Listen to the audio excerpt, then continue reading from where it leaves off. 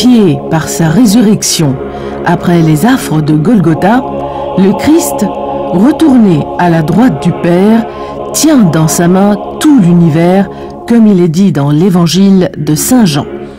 Tout fut par lui, et sans lui, rien ne fut.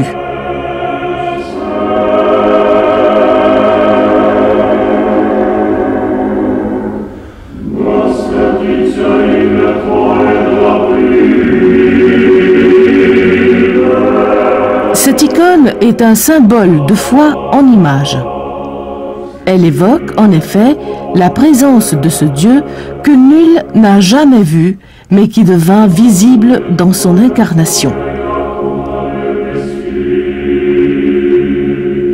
Philippe, qui m'a vu a vu le Père, écrit Jean l'évangéliste. Elle est le signe que Dieu est devenu homme afin que l'homme devienne Dieu.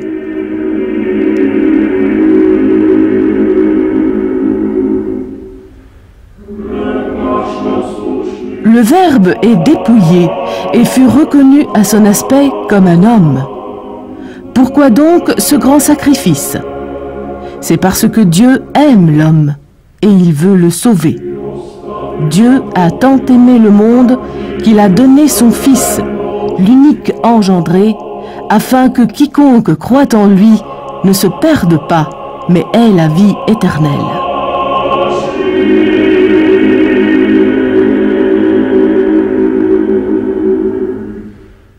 Le Christ nous a tracé le chemin vers le Père et il nous a envoyé le Saint-Esprit pour nous illuminer et nous guider.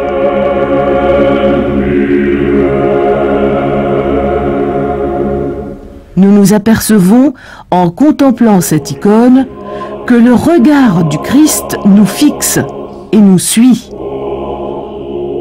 C'est un regard pénétrant qui atteint le cœur et appelle chacun par son nom.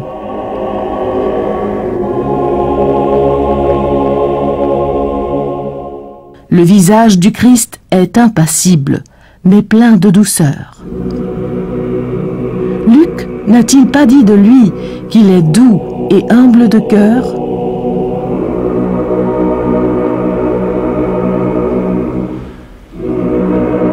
Son silence est éloquent. Sa main est action, et son immobilité puissance. Le Tout-Puissant est celui qui, avec force, constance, fermeté et vigilance, tient tout dans la main, évitant ainsi chaos et relâchement. Sa sévérité est sans violence et sa fermeté pleine de douceur.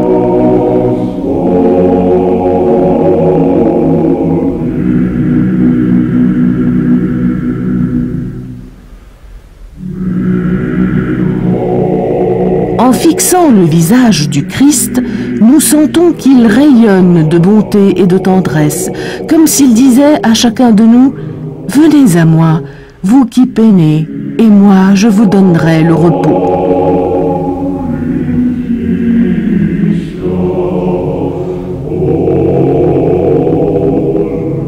On peut lire en grec « Jésus Christos » en haut de l'icône.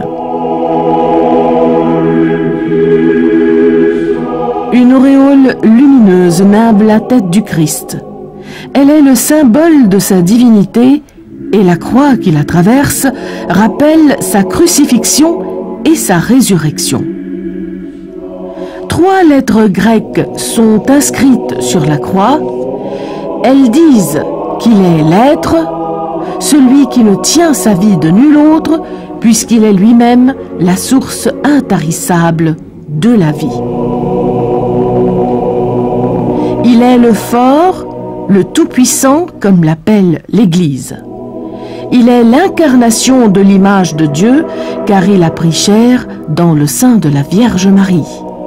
Il n'a ni père terrestre, ni mère céleste.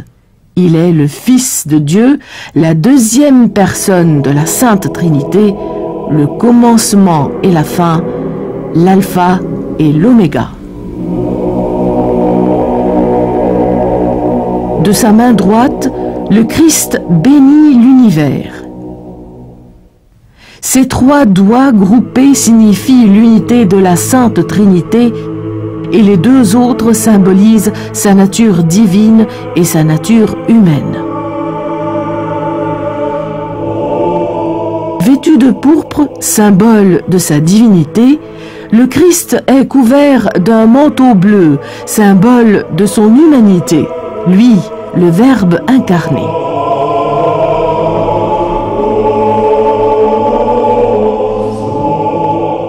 Il porte dans sa main gauche le livre des Écritures qui sont le Verbe de Dieu écrit, alors que l'icône est le Verbe de Dieu peint et la liturgie le Verbe de Dieu agi.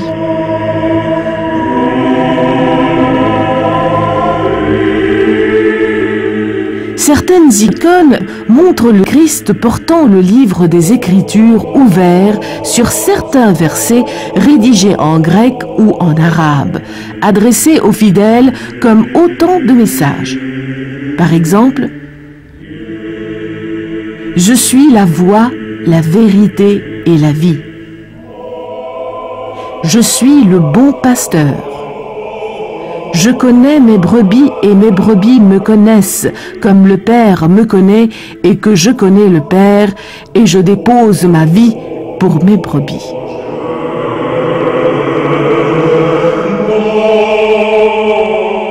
L'Église byzantine place l'icône du Christ Pantocrator à la droite de la porte royale, à l'entrée du chœur, parce que le Fils est assis à la droite du Père et qu'il fait face aux fidèles. En récitant le credo, tous les baptisés attestent leur foi en Dieu Père Tout-Puissant. Mais l'Église confesse du Fils ce qu'il confesse du Père, qui l'a ressuscité des morts et l'a établi Seigneur.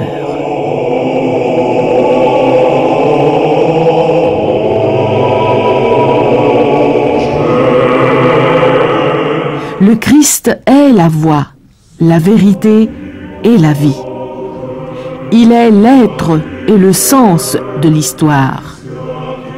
Je crois en lui, Dieu Tout-Puissant, mais par son amour, par sa tendresse et par sa miséricorde.